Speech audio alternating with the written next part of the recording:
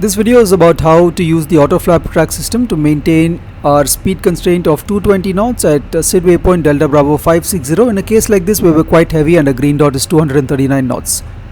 Once again, the waypoint to maintain, the speed constraint to maintain is at waypoint Delta Bravo 560 off at 220 knots, which you can see here on the ND. So let's get airborne and we can see as to how we can use the auto flap track system to maintain this speed constraint. I'm just going to fast forward a little bit. So we're airborne now. We've crossed our thrust reduction and acceleration altitude, and once we cross our acceleration altitude, the managed speed target is going to jump to 220, which is the SID speed constraint, SID waypoint speed constraint. And keep your eye on the EWD passing 210 knots. The Vmax is going to jump from 215, which is VFE config 1 plus F, to 230 knots, which is VFE config 1.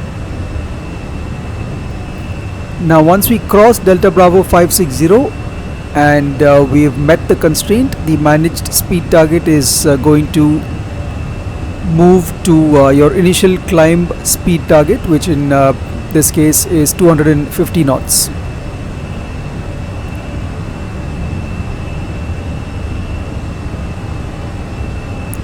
And crossing Delta Bravo 560, once the speed constraint is met and the speed managed target moves to 250, you are going to have to, of course, manually further retract the flap from 1 to 0.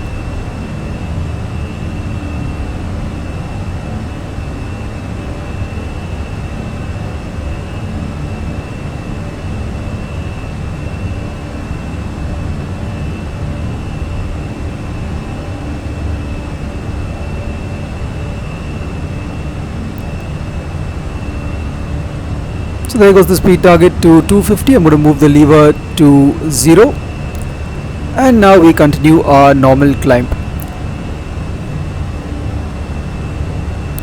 And just a couple of considerations in my opinion to keep in mind are the first one is getting distracted. That is, once you fly past the waypoint and the speed constraint has been met and your managed speed target moves from 220 to 250, and if you are distracted at that point of time, you may miss out retracting the flaps to 0.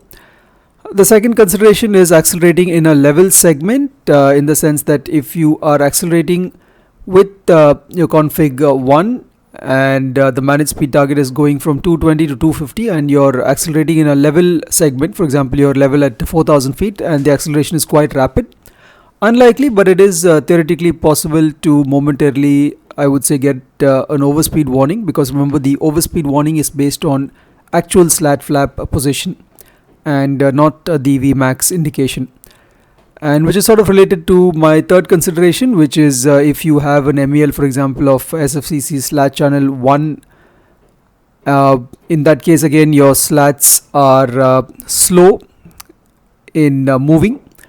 So once again your airspeed acceleration might outrun the physical surfaces getting retracted. So in all three of these cases you could probably have your speed selected and manually accelerate once the constraint is met, just to be more in control of the acceleration. Just something to keep in mind.